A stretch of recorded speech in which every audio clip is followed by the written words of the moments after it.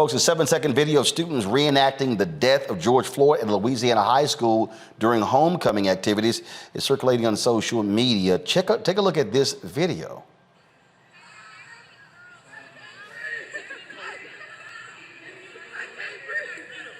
Okay, this took place earlier this week at Rosepine High School. The student on the floor is reportedly black, and teachers were watching this take place. Principal Joey Bartz posted this statement on Facebook yesterday. We are aware of a video that was posted on social media yesterday showing a group of our students reenacting a very serious and heartbreaking event. The disheartening, unfortunate display was not part of what Rosepine High School had planned during its homecoming activities, but was enacted by a few students. In no way is this acceptable, nor does it keep with the heart and spirit of what we teach and preach daily. The school is working with all parties involved, including their parents, guardians. We will work tirelessly to educate our students on better choices. After the punitive actions are taken, all we can do is hope and pray that we can learn from the mistakes made and become better human beings. Again, we are deeply sorry for the pain that this has caused, and we know words are never enough, so we will vow to strive to become better through our future actions. With a broken heart, Jay Bartz. Now, we contacted Bartz and the Vernon Parish School Board to invite them on the show. We did not get a response to this. The thing that jumps out at me, Michael, is, okay, the principal talked about punitive action against students. What about the teachers? Yeah, and also I would question, you have to ask the question, okay, what type of culture exists at that school where the students would think something like that would be permissible? And this is one of the reasons why. So, yeah, definitely with the teachers also. But this is one of the reasons why that treatment like that and other treatments that we have seen across the country and in schools and in society in general.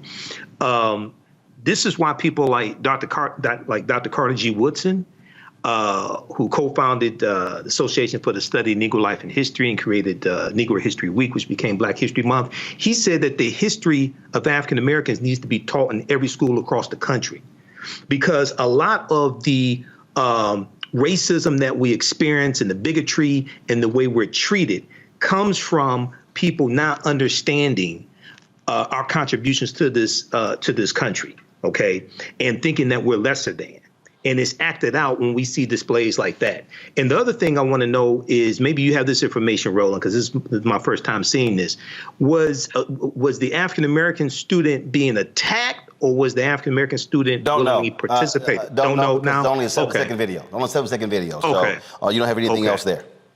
Okay. All right. Yeah, but things like this are disturbing. And you have to wonder, what type of education are these students getting in their homes? See, are they getting like anti-racist information in their homes, or are they getting information in their homes where they think something like this is permissible also? I don't think it's hard to actually answer that question. Jason, I don't think that's a hard question to answer. Yeah, no, I don't think that's difficult to answer at all. I think actually what Michael is saying, the opposite is happening. Now they're trying to ban books by Black authors that talk about Black experiences. They're trying to take any education that has to do with racism and racial oppression out of the curriculum. So we're seeing actually a backlash against things that make students better citizens, whatever background or race they come from.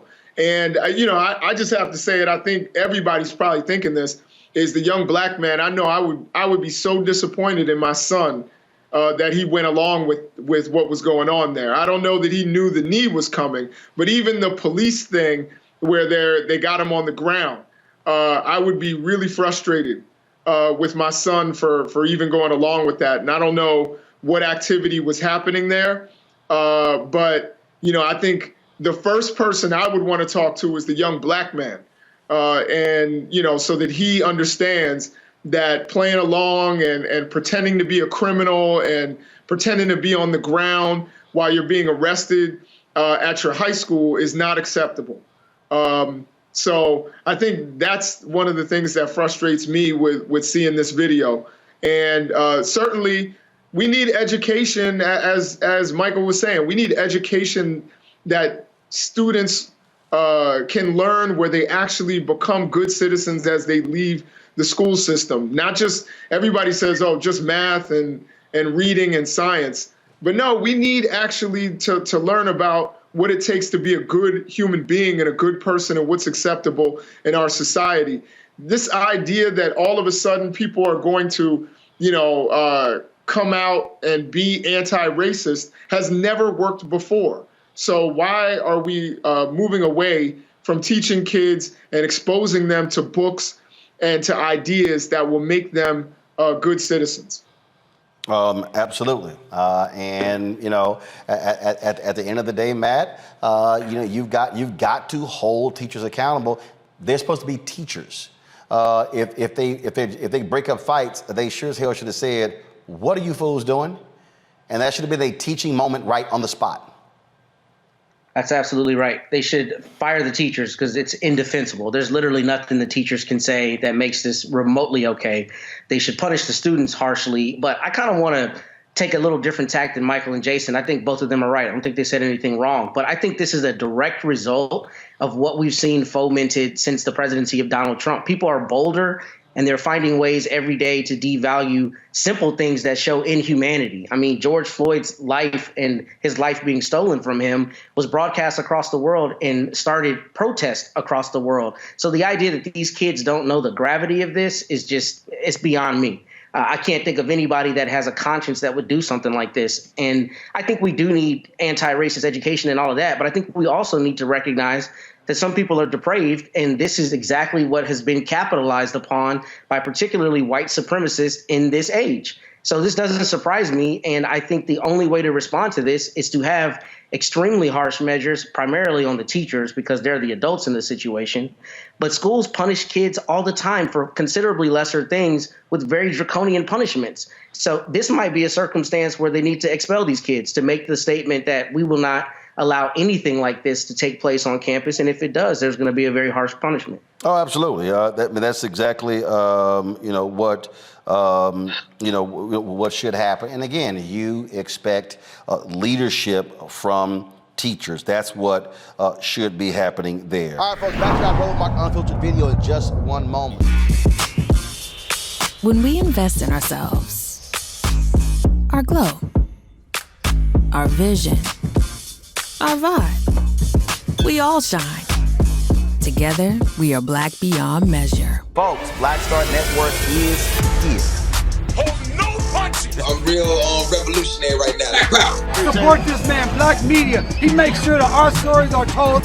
Thank you for being the voice of Black America, Roland. Stay Black. I love y'all. All momentum we have now, we have to keep this going. The video looks phenomenal. See, this difference between Black Star Network and Black-owned media and something like CNN. You can't be Black-owned media and be scared. It's time to be smart. Bring your eyeballs home. You dig?